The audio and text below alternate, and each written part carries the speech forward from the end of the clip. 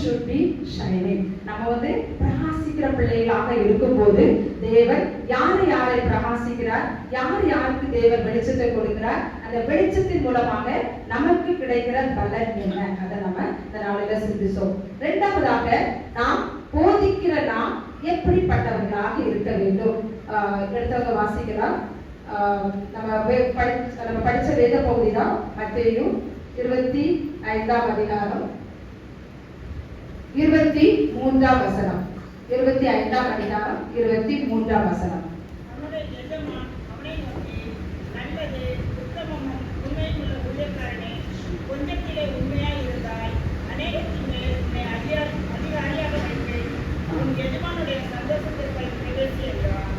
இரண்டாவதாக நாம் போதிக்கிற நாம் எப்படிப்பட்டவர்களாக இருக்க வேண்டும், உண்மையாக இருக்க வேண்டும். எல்லாருக்குமே இந்த வேத பகுதி எல்லாருக்குமே தெரிந்த வேத பகுதி தான். ஆண்டவர் ஒரு ஓமையாக சொல்லுகிற பொழுது ஆண்டவர் ஓமையை குறித்து சொல்லுகிறார். ஒரு எஜமான் இந்த ஊழியக்காரர்கள் இடத்துல என்ன கொடுக்கிறாரு தாளந்து கொடுக்கிறாருல்ல. தாளந்துனா என்னது, ஒரு விதமான என்னது ஒப்படைக்கிறார்கள், ஒரு விதமான ஊழியர்களை கொடுக்கிறார், பொறுப்பை கொடுக்கிறார், ஒரு பொறுப்பை கொடுக்கிறார். ஒருத்தருக்கு என்ன கொடுக்கிறாரு, எத்தனை தாளந்து கொடுக்கிறாரு, 5 தாளந்தை கொடுக்கிறார். ஒருவனுக்கு 2 தாளந்து, ஒருத்தனுக்கு 1 தாளந்து. ஒரு தாளந்துமே இல்லாம யாராவது இருந்தாங்களா? எல்லாருக்குமே ஆண்டவர் என்ன கொடுத்தாரு, தாளந்து கொடுத்தாரு. அவன் திறமைக்கு தக்கதாக தேவன் கொடுத்தார் அப்படின்னு சொல்லி வேதவசனம் சொல்லப்படுது. எல்லாருக்குமே தேவன் என்ன கொடுக்கல, 5 தாளந்து கொடுக்கல. எல்லாருக்குமே 2 தாளந்து கொடுக்கல. எல்லாருக்குமே 1 தாளந்து. அவன் திறமைக்கு தக்கதாக ஆண்டவர் ஒருத்தனுக்கு 5 கொடுக்கிறாரு, ஒருத்தனுக்கு 2 கொடுக்கிறாரு, ஒருத்தனுக்கு 1 கொடுக்கிறாரு. எல்லாருமே உட்கார்ந்து இருக்கிற எல்லாருமே திறமைக்கு தக்கதாக. நம்ம யாருமே பெருமைப்பட்டுக் கொள்ள முடியாது, எனக்கு ஆண்டவர் 5 தந்திருக்கிறார் அப்படின்னு சொல்லி யாருமே பெருமைப்பட்டுக் கொள்ள முடியாது. ஆண்டவர் அவருடைய திறமைக்கு தக்கதாக தேவன் என்ன கொடுத்திருக்கிறாரு, 5 தாளந்து கொடுக்கிறார். அத நமக்கு கொடுத்திருக்கிற தாளந்த, நமக்கு கொடுத்திருக்கிற பொறுப்பை நம்ம எப்படி நிறைவேற்றுறோம், அதுதான் ஆண்டவர் பார்க்கிறார். அந்த 5 தாளந்து கொடுத்தவன் அந்த 2 யாருமே நீங்க சொல்ல முடியாது, யாருமே எஸ்கேப் ஆக முடியாது, எனக்கு ஆண்டவர் ஒண்ணுமே தரல அப்படின்னு சொல்லி, ஒரு தாளந்துமே தரலன்னு சொல்லி எனக்கு ஒண்ணுமே. இவங்க மோசே அழைக்கும் போதும் மோசே அப்படிதான் சொன்னாரு. எப்படி சொன்னாரு, ஆண்டவரே நான் திக்குவாயும் அந்த நான் உள்ளவன், எனக்கு ஒண்ணுமே தெரியாது அப்படின்னு சொன்னாரு. ஆனா பிறகு எதையுமே நீங்க பார்த்தோம்னு சொன்னாலும் அப்படிதான் சொல்றாரு, எனக்கு ஒண்ணுமே தெரியாது, நான் பயந்த சுவாபம் உள்ள மனசு, எனக்கு ஒண்ணுமே தெரியாது அப்படின்னு சொல்லி யாருமே அப்படி எஸ்கேப் ஆகவே முடியாது. ஆண்டவர் சொல்றாரு, உடம்புள்ளாடி நான் என்னத்தை தந்திருக்கிறேன், தாளத்தை தந்திருக்கிறோம். ஒவ்வொருவருக்கும் ஆண்டவர், அதுதான் ஆண்டவர் அழகா சொல்றாரு, 5 தாளந்து, 2 தாளந்து, 1 தாளந்து. எல்லாருக்குமே ஆண்டவர் தாளந்து கொடுக்கிறார். எந்த ஒரு ஜனங்களையும் தேவன் அப்படி தள்ளி விடவே இல்லை. ஆனா ஒவ்வொருவருக்கும் அவருடைய திறமைக்கு தக்கதாக.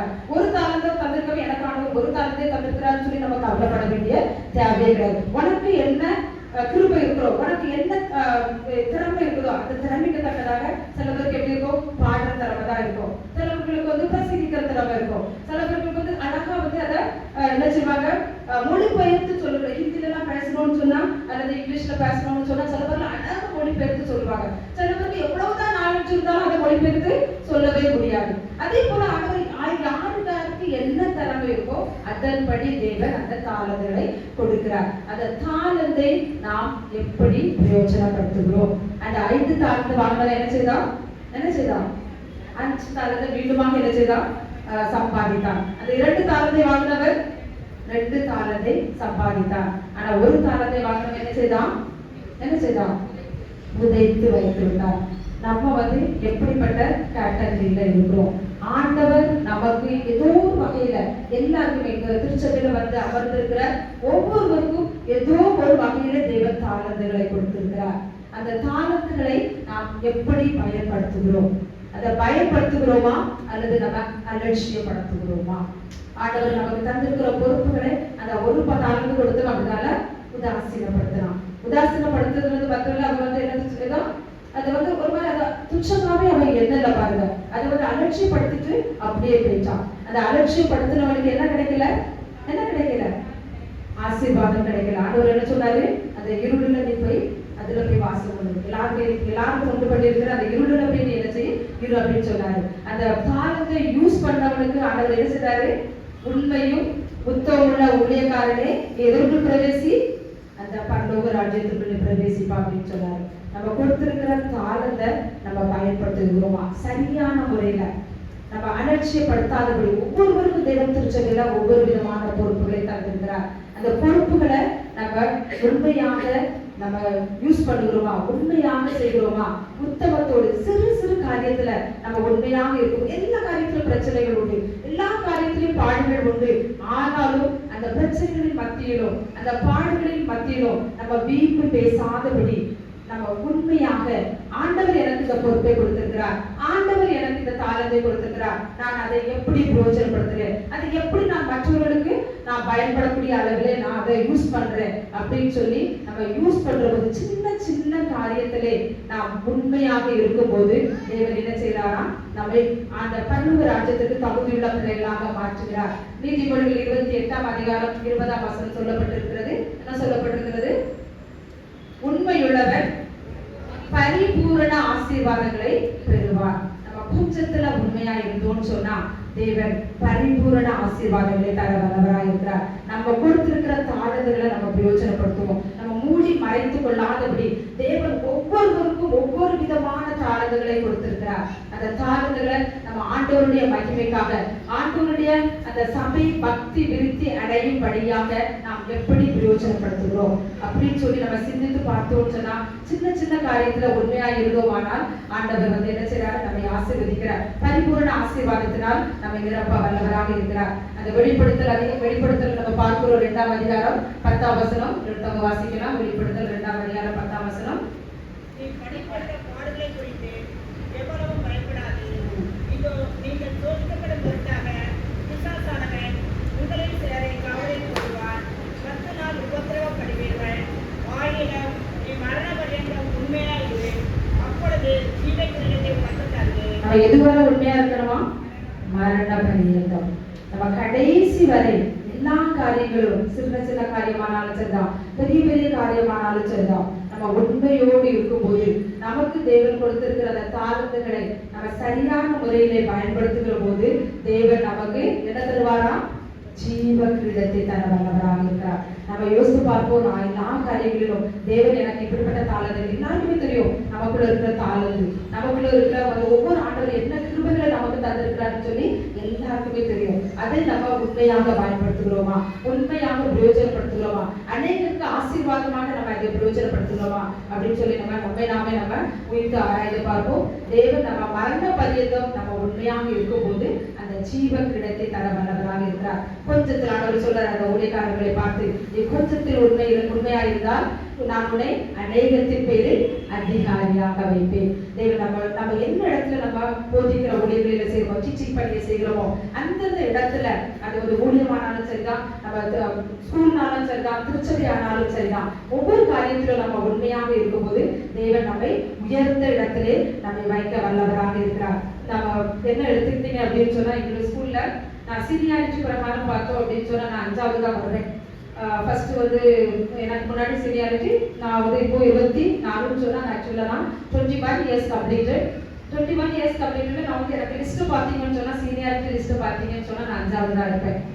ஆனா வந்து தேவன் ஃபர்ஸ்ட் வந்து பொறுப்பு அப்படின்னு சொன்னீங்கன்னா, அது பிரின்சிபல், எங்களுக்கு Marathi medium high school college எல்லாமே இருக்கு, அதுக்கு ஒரு பிரின்சிபல் இருப்பாங்க. இந்த பிரின்சிபலுக்கு பிறகு வந்து சூப்பர்வைசர், எங்களுக்கு இங்கிலீஷ் மீடியத்துக்கு ஒரு சூப்பர்வைசர் உண்டு. அதுக்கு பிறகு அந்த சூப்பர்வைசருக்கு பிறகு உள்ள அந்த எல்லா காரியங்களையும் கவனிக்கிறதுக்கு ஒரு பொறுப்பு கொடுப்பாங்க. இப்போ ஆண்டவர் வந்து அந்த சீனியாரிட்டி படம் பார்த்தான்னு சொன்னா எனக்கு 5வது தான். அந்த 2-3 பேரும் பொறுப்பு எடுத்த பிறகுதான் எனக்கு அந்த பொறுப்புகள் வரும். ஆனா நம்ம அந்த சின்ன சின்ன காரியத்துல உண்மையா இருந்தோம்னு சொன்னா நம்ம போய் யாரையும் அந்த மேனேஜ்மெண்ட்ல போய் நம்ம ரிக்வெஸ்ட் பண்ண வேண்டிய தேவையே கிடையாது. எனக்கு இந்த பொறுப்பு வேணும், எனக்கு அந்த பொறுப்பு வேணும். ஆட்டோமேட்டிக்கா அந்த பொறுப்பு நம்மளை தேடி என்ன செய்யும், வரும். அதுதான் ஆண்டவர் ஃபர்ஸ்டே சொன்னாரு, நீ வெளிச்சத்துல நடக்கும் போது உன்னை தேடி ஜனங்கள் ஓடி வருவார்கள். அந்த எல்லா பொறுப்புகளும் நம்ம தேடி என்ன செய்யும், ஓடி வரும். இந்த சூப்பர்வைசருக்கு பிறகு இந்த சூப்பர்வைசர் கூட அவ்வளவா வேலைகளோட கவனிக்க மாட்டா. இந்த ஸ்கூல்ல உள்ள பொறுப்புகள் எல்லாத்தையும் யாரா பார்ப்பேன், நான் தான் கவனிச்சுக்குவேன். அப்படியேப்பட்டதான உயர்ந்த ஸ்தலத்திலே தேவன் நம்ம செய்ய வேண்டியது ஒரே காரியம் என்னது, நம்ம என்ன செய்யணும், பிரகாசிக்கிற வெளிச்சத்தின் பிள்ளைகளாக இருக்கணும். 2வது எப்படிப்பட்ட பிள்ளைகளாக இருக்கணும், உண்மை உள்ள பிள்ளைகளாக இருக்கணும். You should be truthful. Okay, உண்மை உள்ள பிள்ளைகளாக நம்ம இருக்கும்போது ஆண்டவர் நம்மை ஆசீர்வதிக்க வல்லவராக இருக்கிறார். 3வதாக ஜீவ கிரீடத்தை, மரண பரியந்தம் நம்ம உண்மையாக இருக்கும்போது தேவன் அந்த ஜீவ கிரீடத்தை நமக்கு தர வல்லவராக இருக்கிறார். நமக்கு கொடுத்திருக்கிற பொறுப்புகளை, கடமைகளை நம்ம உண்மையோடு செய்வோம், உத்தமத்தோடு செய்வோம், ஆண்டவருக்கு பயந்து செய்வோம். கண்டிப்பாக தேவன் நமக்கு அந்த ஜீவ கிரீடத்தை தர வல்லவராக இருக்கிறார். மூன்றாவதாக ஒரு காரியத்தை நம்ம பார்த்து முடிக்கலாம். 1 கொரிந்தியர் 11ஆம் அதிகாரம் 1ஆம் வசனம். 1 கொரிந்தியர் 11ஆம் அதிகாரம் 1ஆம் வசனம்.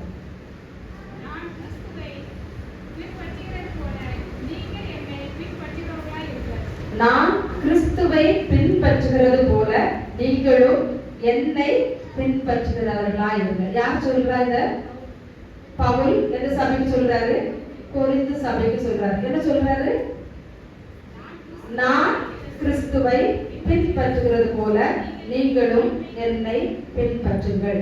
நம்ம இதே இடத்துல பவுலுக்கு பதிலா நம்ம பெயர் போட்டு நம்ம சொல்லி பார்ப்போம். யாராவது சொல்ல முடியுமா? யாராவது சொல்ல முடியுமா? ஹேமாவாகிய நான் இயேசு கிறிஸ்துவை பின்பற்றுகிறது போல நீங்கள் என்னை பின்பற்றுங்கள், ஹேமாவை பின்பற்றுங்கள். யாராவது சொல்ல முடியுமா? எவ்வளவு வைராக்கியமா அழகா சொல்றாரு பாருங்க பரிசுத்த பவுல். இல்ல, என்னை பின்பற்று, நான் கிறிஸ்துவை பின்பற்றுகிறது போல. அப்படி ஒரு முன் மாதிரி உள்ள பிள்ளைகளாக நம்ம வாழ வேண்டும். அந்த முன் மாதிரியான பிள்ளைகளாக வாழும் போதுதான் நம்மளால என்ன செய்ய முடியும்? அநேக அறுவடைகளை, அநேக ஆத்துமாக்களை பக்தி விருத்தி அடையும்படியாக தேவன் நம்மை போதகர்களாக போதிக்கிற ஊழியத்திலே நம்மை தேவன் ஏற்படுத்தியிருக்கிறார். நாம் முன் மாதிரி உள்ள பிள்ளைகளாக இருக்கிறோமா? அநேக நமக்கு முன்பாக நிறைய இடங்களுக்கு போறோம், நிறைய நம்ம நெய்பர்ஸ், நம்ம வெஜிடபிள் வாங்க போறோம், நம்ம டீச்சிங் பண்ண போறோம், சர்ச்சுக்கு போறோம், எங்க நிறைய இடத்துக்குள்ள போறோம். நம்மை காண்கிறவர்கள் கிறிஸ்துவை காண்கிறார்களா? நாம் ஒரு முன் மாதிரி உள்ள கிறிஸ்தவர்களாக, முன் மாதிரி உள்ள பிள்ளைகளாக நம்ம வாழ்கிறோமா? நம்முடைய வாழ்க்கையில ஒரு டிசிப்ளின் லைஃப் இருக்கணும் பாருங்க. நம்ம வந்து ஆண்டவர் அந்த பவுல் சொன்னார் அப்படின்னு சொன்னா அவரிடத்துல ஒரு டிசிப்ளின் லைஃப் இருக்கு. ஆண்டவர் சொல்ல, நான் உனக்கு போதித்து நீ நடக்க வேண்டிய வழியை காட்டுவேன். அவர் நமக்கு நல்ல போதகர் அப்படின்னு சொன்னா அவரிடத்துல ஒரு டிசிப்ளினான லைஃப் இருக்குது. நம்முடைய வாழ்க்கையில நம்ம முன்மாதிரியாக இருக்கணும் அப்படின்னு சொன்னா ஒரு டிசிப்ளினாக நம்ம இருக்கணும். டிசிப்ளின் லைஃப் நம்முடைய வாழ்க்கையில இருக்கணும். நம்ம ஸ்கூலுக்கு போறோம் அப்படின்னு சொன்னா நம்ம 6:30 நாங்க பஞ்ச் பண்ணணும். 6:30 பஞ்ச் பண்ணல அப்படின்னு சொன்னா என்ன விழுந்துரும்? லேட் மார்க் விழுந்துரும்ல. 3 லேட் மார்க் விழுந்தா என்னது? ஒரு சிஎல். எல்லா டீச்சர்ஸ்க்குமே தெரியும் 3 லேட் மார்க் விழுந்தா ஒரு சிஎல். அதுக்காக நம்ம என்ன செய்வோம்? ஓடி எப்படியாவது அந்த 6:30 முன்னாடி என்ன செய்யணும்? பஞ்ச் பண்ணிடணும். அது என்ன வாழ்க்கை? டிசிப்ளின். அது சில பேர் என்னது லோக்கல்ல தான் இருப்பாங்க, லோக்கல்ல தான் அந்த டீச்சர்ஸ் இருப்பாங்க. வரது எப்போ வருவாங்க? 6:40 மெதுவா வருவாங்க. அவருடைய வாழ்க்கையில ஒரு டிசிப்ளின் இல்ல அப்படின்னு சொன்னா ஒரு டீச்சர்லாம் உண்டு, எப்ப பார்த்தாலும் வருவாங்க. அவட்ட கேட்டா என்ன சொல்லுவாங்க தெரியுமா? மிச்சி பண்ண என்ன செய்வாங்க? ஒரு நாளைக்குள்ள சேலரி தான் என்ன செய்வாங்க? கட் பண்ணுவாங்க. இப்படியே ஒரு எக்ஸ்கியூஸ் கொடுத்துட்டு இப்படி இருக்கிற அந்த டீச்சர்ஸ் அந்த ஸ்டூடெண்ட்ஸ் முன்னாடி இருக்க முடியுமா? முன்மாதிரியாக இருக்க முடியுமா? அந்த பிள்ளைகிட்ட நம்ம சொல்ல முடியுமா? 6:45 ஸ்கூலுக்கு 6:45 வந்துடணும் அப்படின்னு சொல்ல முடியுமா? சொன்னா கேட்பாங்களா? நான் அவட்ட எப்பவுமே சொல்ல முடியுது அப்படிதான். நம்ம சரியா இருந்தாலும் நம்மளை பார்த்து நம்ம என்ன காரியங்கள் செய்யறோமோ அதை தான் நம்ம அந்த பிள்ளைகள்கிட்ட நம்ம என்ன செய்ய முடியும்? எதிர்பார்க்க முடியும்ல. நீ வந்து 12 நாள் லீவ் எடுக்கணும், அந்த 12 நாளையும் லீவ் எடுத்துட்டு எப்படா லீவ் எடுக்கணும்? சில டீச்சர்ஸ் அப்படிதான் யோசிப்போம். இல்ல 12 சீல் முடிஞ்சா அந்த 12 சீலை எப்படா எடுக்கலாம்னு யோசிச்சுட்டு இருப்போம். சில டீச்சர்ஸ் என்ன செய்வாங்க? அது ஒரு நாள் கூட சரியா நினைச்ச மாட்டாங்க, லீவ் எடுக்காம கண்டினியூஸா ஸ்கூலுக்கு போவாங்க. எங்க அப்பாவெல்லாம் எனக்கு தெரியும். எங்க அப்பாட்ட நாங்களாம் நாங்கெல்லாம் சின்ன பிள்ளைங்க தான். எங்க அப்பாட்ட சொல்லுவேன், என்ன அப்பா நீ இப்படி காய்ச்சல் இருந்தாலும் ஓடிடுறீங்க, என்ன இருந்தாலும் ஓடிடுறீங்க, ஏன்னா உங்களுக்கு நான் நல்லா சொல்லி விருந்து தருவாங்களா அப்படின்னு சொல்லி நாங்க கேட்ட நாட்களும் உண்டு. அப்படி அந்த கண்ணியமா இருப்பாங்க பாருங்க. அது அவங்களுக்கு கொடுக்கப்பட்ட பொறுப்புல நம்ம என்ன செய்யணும்? கரெக்டா இருக்கணும். அது என்ன ஆனாலும் சரிதான் நம்ம என்ன செய்யக்கூடாது? எங்களுக்கு அப்படிதான் வளர்த்தாங்க. என்னதான் இருந்தாலும் நீ ஒரு நாள் என்ன செய்யக்கூடாது? லீவ் எடுக்கவே கூடாது. ஒரு நாள் முடிச்சு காய்ச்சலா இருந்தா கூட நீ என்ன செய்ய? அங்க போய் ஸ்கூல்ல போய் வந்துட்டு ஒரு டேப்லெட் போட்டு நாங்க படுத்தாலும் சரிதான், படுத்துட்டு என்ன செய்ய? அந்த டீச்சர் என்ன சொல்லி தராங்களோ அதை கேடு. நம்ம ஒரு சின்ன காய்ச்சல் இருந்தாலும் என்ன செய்ய மாட்டோம்? பிள்ளைகளை என்ன செய்ய மாட்டோம்? ஸ்கூலுக்கு அனுப்பப்படைய பிள்ளைக்கு கப்பு இருக்கு. சின்ன காய்ச்சல் இருந்தா நம்ம எங்க வர மாட்டோம்? சர்ச்சுக்கு வர மாட்டோம். ஏதாவது ஒரு ரீசன் சொல்லுவோம்ல. இப்போ நம்ம வந்து ஒரு டிசிப்ளினாக இருக்கும்போது டிசிப்ளின். நம்ம எல்லா காரியத்திலும் நம்ம ஒரு ஒழுக்கம் உள்ளவர்களாக இருக்கும் போதுதான் அந்த ஒழுக்கத்தை நம்ம மற்றவர்கள்ட்ட என்ன செய்ய முடியும், எதிர்க்க. சின்ன சின்ன காரியத்துல நம்ம ஒரு ரோல் மாடலா இருந்தோம்னு சொன்னா அந்த பிள்ளைகளுக்கு நாம் போதிக்கிற அந்த பிள்ளைகளும் அதை கடைபிடித்து வாழ்றவர்கள் கடைசி வரை அதை மறக்கவே மாட்டாங்க. பாருங்க, ஸ்டார்டிங்ல அவங்களுக்கு கொஞ்சம் அது கஷ்டமா தான் இருக்கும். டீச்சர் எப்ப பார்த்தா நச்சு நச்சுன்னு சொல்றாங்க, டைமுக்கு வரணும்னு சொல்றாங்க. நானும் சொல்றேன், ஆஃப்டர் த ரீசஸ் எல்லாருக்குமே ஆஃப்டர் த ரீசஸ் வெளில அடிச்சுன்னு சொன்னா கண்டிப்பா எல்லா பிள்ளைகளும் நான் போறதுக்கு முன்னாடி என்ன சொல்லிருக்கணும், அந்த கிளாஸ்ல உட்கார்ந்து இருக்கணும். நான் போறதுக்கு முன்னாடி அந்த கிளாஸ் ஃபர்ஸ்ட் டே சொல்லுவேன், நான் ஸ்கூல் கிளாஸ்ல வந்தாச்சு. ஆஃப்டர் த ரீசஸ் நானும் லஞ்ச் பண்ணிட்டு தான் வரேன். நான் கிளாஸ்க்குள்ள வந்தாச்சு. நான் கிளாஸ்க்குள்ள வந்தது என்ன, நான் உள்ள வரும்போது ஒரு 50 பிள்ளைகள் இருந்தா 50 பிள்ளைகள் எங்க இருக்கணும், அந்த கிளாஸுக்குள்ள இருக்கணும். ஃபர்ஸ்ட் டே சொல்லும்போது அந்த பிள்ளைகள் என்ன டீச்சர் இந்த டீச்சர் இப்ப பார்த்தாலும் இப்படிதான் சொல்றாங்கன்னு இருக்கும். செகண்ட் டே அப்படிதான் இருக்கும். ஆனா தேர்ட் டேல இருந்து நம்ம கரெக்டா அந்த பெல் அடிச்ச உடனே அந்த கிளாஸுக்குள்ள போகும்போது நான் சாட்சியா சொல்றேன் பாருங்க, ஆஃப்டர் த ரீசஸ் நான் எந்தெந்த கிளாஸுக்குலாம் கிளாஸ் எடுக்க போகணும், நான் போறதுக்கு முன்னாடி தலை தெறிக்க ஓடி வந்து அந்த பிள்ளைங்க எங்க உட்கார்ந்து இருப்பாங்க.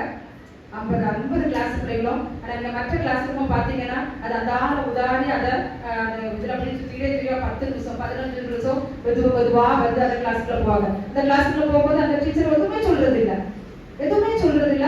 அந்த பிள்ளைங்க டிசிப்ளினும் கிடையாது, ஒண்ணும் கிடையாது. அந்த கிளாஸ் நம்ம டிசிப்ளினா இருந்தோம், அந்த பிள்ளைங்களுக்கு ஸ்டார்டிங்ல கஷ்டமா தான் இருக்கும். ஆனா பழக நீங்க நினைச்சு பாருங்க, நீங்க கடைசியில் நீங்க பாப்பீங்க, யாரு ஸ்ட்ரிக்டா இருப்பாங்களோ, யார் அந்த டிசிப்ளினா நடத்துறாங்களோ அந்த டீச்சரை அந்த பிள்ளைங்க ரெஸ்பெக்ட் பண்ணுவாங்க. பாருங்க, நீங்க பார்த்திருப்பீங்க, நிறைய காரியத்தில் நீங்க பார்த்திருப்பீங்க. ஸ்ட்ரிக்ட்னு சொல்லுவாங்க, அந்த ஸ்ட்ரிக்ட் இல்லாத டீச்சர்ல அந்த பிள்ளைங்க ஒரு துச்சமாவே எண்ண மாட்டாங்க. அது அவங்களுக்கு மஜாவா தான் இருக்கும். அவங்க பீரியட் வந்தாலே அவங்களுக்கு மஜாவா தான் இருக்கும். ஆனா கடைசியில் அவங்களுக்கு ஒரு ரெஸ்பெக்டே இருக்காது. யாரு நம்ம டிசிப்ளினா இருக்கோமோ, நாம் யாரு ரோல் மாடலா இருக்கிறோமோ அந்த பிள்ளைங்க அந்த கடைசி வரை கைவிட மாட்டாங்க. இந்த கிளாஸுக்குள்ள போகணும், பெல் அடிச்சோம், அந்த பிள்ளைங்களுக்கு பெல் கேட்குதோ இல்லையோ இந்த டைமை பார்த்து ஓடி வந்து உட்காருவாங்க. இப்ப நம்ம ஒவ்வொரு பிள்ளைகளுக்கும் நம்ம இந்த சின்ன சின்ன காரியத்துல நம்ம முன் உதாரணமாக இருக்கும்போது தேவன் நம்மை ஆசீர்வதிக்க வல்லவராக இருக்கிறார். கிறிஸ்துவுக்காக நம்ம அந்த பவுல் சொன்னது மாதிரி, நான் கிறிஸ்துவை பின்பற்றுகிறது போல நீங்களும் என்ன செய்யணும், கிறிஸ்துவ சின்ன சின்ன காரியத்துல நம்ம ரோல் மாடலாக இருக்கணும், நம்ம முன் மாதிரியாக இருக்கணும். நம்மை காண்கிறவர்கள் எப்பொழுது நம்ம ஜெபிக்கும் போது நம்ம அப்படிதான் ஜெபிக்கணும். ஆண்டவரே, என்னை காண்கிறவர்கள் யாரை காணணும், என்ன உண்மை காணணும், கிறிஸ்துவ காணணும். அப்படின்னாதான் நம்ம அநேக ஆத்துமாக்களை ஆதாயப்படுத்தணும். நம்மிடத்திலே சாட்சி இல்ல, நம்மிடத்திலே ஒரு முன்மாதிரி இல்லை அப்படின்னு சொன்னா நம்மளால எதுவுமே சாதிக்க முடியாது, எதுவுமே நம்மளால பண்ண முடியாது. பக்தி விருத்திக்காக நம்ம எந்த ஒரு காரியங்களும் செய்ய முடியாது. நாம் பக்தி விருத்தி அடையபடியாக நாம் இருக்க வேண்டும் என்றால் நம்முடைய வாழ்க்கையிலே நம்ம பிரகாசிக்கிற பிள்ளைகளாக இருக்க வேண்டும். இரண்டாவதாக எப்படிப்பட்ட பிள்ளைகளாக இருக்க வேண்டும், உண்மையுள்ள பிள்ளைகளாக இருக்க வேண்டும். மூன்றாவதாக you should be role model, good role model. நம்ம நல்ல ஒரு முன் மாதிரியான பிள்ளைகளாக இருக்கும்போது எல்லா காரியத்திலும் நீங்க இந்த 3 காரியங்களையும் அப்பியாசப்படுத்தும் போது பாடுகள் உண்டு, உபத்திரவங்கள் உண்டு, நிறைய விதமான காரியங்களை பேசுவாங்க, நம்மளை சுற்றி உள்ள மக்களுக்கு பேசுவாங்க. ஆனாலும் தேவன் நமக்காக நாம் இப்படிப்பட்ட காரியங்களில் நம்ம நடந்தோம் அப்படின்னு சொன்னா தேவன் நமக்காக அந்த ஜீவன் எடுத்து வைத்திருக்கிறார். அந்த பாடுகள் மத்தியில நம்ம ஓடி ஒழிக்க கூடாது, அந்த பிரச்சனைகள் மத்தியில நம்ம ஓடி ஒழிக்க கூடாது. பாருங்க, நான் நிறைய காரியத்தை கற்றுக்கொண்டது அப்படிதான். நம்ம கூடிய பாதையில நம்ம பார்த்தோம், போதிக்கிற உடைய டீச்சிங்னாலும் சரிதான், நான் திருச்சபையிலனாலும் சரிதான், அநேக விதமான பாடுகள் உண்டு. எல்லாருமே யோசிக்கலாம், டீச்சர்னா ரொம்ப ஈஸியான வேலையே கிடையாது, நிறைய பாலிட்டிக்ஸ் அங்கே உண்டு.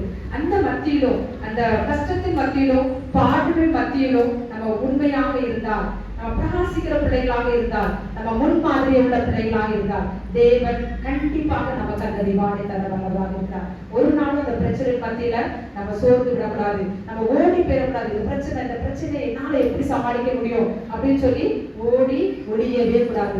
தேவன் நமக்கு தந்திருக்கிற அந்த போதக ஊழியத்தை, அந்த போதிக்கிற ஊழியத்தை நம்ம உண்மையாக உத்தமமாக நம்ம செய்யும் போது ஆண்டவர் கண்டிப்பாக பலன் கொடுப்பார். ஒரு ஸ்டான்ஸா எனக்கு பிடிக்கும் அந்த ஸ்டான்ஸா, கிறிஸ்துவுக்காக இழந்தவர் எவரும் தரித்திரரானதில்லை, ராஜ்ய மேன்மைக்காய் கஷ்டம் அடைந்தோ நஷ்டப்பட்டதில்லை. நம்ம ஆண்டவருக்காக நான் சொன்னேன், ஸ்டார்டிங்ல சொன்னேன், பிரயாசங்கள் கஷ்டங்கள் உண்டு, பாடுகள் உண்டு, கண்ணீர்கள் உண்டு.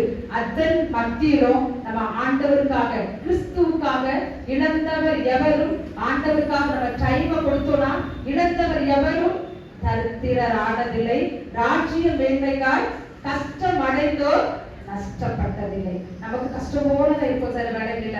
நமக்கு நம்ம இவ்வளவு சாக்ரிஃபைஸ் பண்றோமே, இவ்வளவு காரியங்களை நம்ம விட்டு கொடுக்கிறோமே, சில வேலைகள்ல கஷ்டமாக தான் இருக்கும். ஆனால் ஆண்டவருக்காக கஷ்டப்பட்டவர்கள் நஷ்டப்பட்டதில்லை. அந்த ஒரு ஸ்டான்ஸா நம்ம பாடலாமா?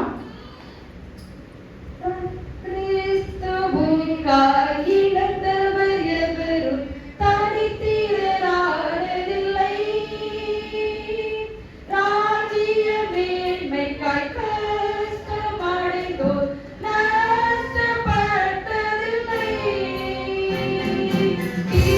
கிறிஸ்துவுக்காய் இழந்தவர் எவரும் தரித்திரரானதில்லை. ராஜ்ய மேன்மைக்காய் கஷ்டமடைந்தோர் நஷ்டப்பட்டதில்லை. உலகம் தெளிவோம், உற்சாகம் கொள்வோம், உலகத்தின் இறுதி வரை. கல்வாரி பொழியும் நாள் வரை உழைத்திடுவோம். கர்த்தர் நமக்கு எத்தனை நாட்களை தந்திருக்கிறாரோ நாள் வரை உழைத்திடுவோம். நம்முடைய நாட்கள் ஆண்டவர் இந்த உலகத்திலே எத்தனை நாட்கள் தந்திருக்கிறாரோ அத்தனை நாட்களும் நாம் அவருக்காக பிரகாசிப்போம், உண்மையுள்ள பிள்ளைகளாக இருப்போம்.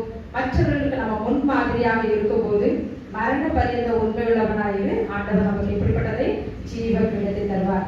ஆண்டவருக்காக கஷ்டம் அடைந்தோம் நஷ்டப்பட்டதில்லை. ஏதாவது பிரச்சனைகள் வரும்போது கண்ணீரின் பாடல இந்த வார்த்தைகளை சொல்லி பாருங்க. ஆண்டவரே, கஷ்டப்பட்டவர்கள், உமக்காக கஷ்டப்பட்டவர்கள் ஒருவரும் கஷ்டப்பட்டதே இல்லை. இந்த வார்த்தைகளை தேவன் உங்களுடைய வாழ்க்கையிலே ஆண்டவர் ஒவ்வொரு விதமான ஆசீர்வாதங்களை தந்து வழி நடத்துவதாக. நாம் தொடர்ந்து ஆண்டவருக்காக பிரகாசிப்போம், உண்மையுள்ள பிள்ளைகளாக இருப்போம், முன்மாதிரியான பிள்ளைகளாக இருப்போம். நம்முடைய திருச்சபை ஆண்டவர் அநேக ஆத்துமாக்களை ஆண்டவர் கொண்டு வருவார். அப்படிப்பட்டதான கிருபைகளை நாம் ஒவ்வொருவருக்கும் அந்த நம்ம போதிக்கிற நம்ம ஒவ்வொரு பிள்ளைகளுக்கும் ஆசீர்வாதங்களை தேவன் தந்து வழி நடத்துவாராக. ஆமென்.